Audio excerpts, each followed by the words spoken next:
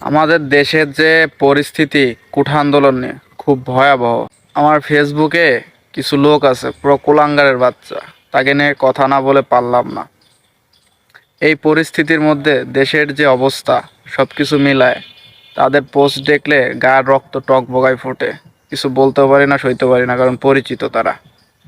কি করব, সকালবেলা ঘুম থেকে উঠে দেখছি তাদের পোস্টগুলো, খুব খারাপ লাগছে। লাগার পরে নিজে হাতে ব্লক করছি। তোদের এই পোস্ট দেখা মানুষের খুব খারাপ লাগে, বুঝছিস? কারণ দেশের যে পরিস্থিতি, খারাপ লাগারই কথা। তোরা যে পোস্টগুলো করিস খুব খারাপ।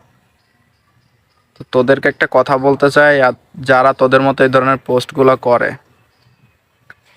যে মৃত্যুর পরে মানুষ যেন তোদের মৃত্যুতে আলহামদুলিল্লাহ বলে না, খুশি হয়ে। এগুলো মাথায় রাখিস, বুঝছিস? সময় সবার এক যায় না। আর তোরা যেগুলো করিস এগুলো ঠিক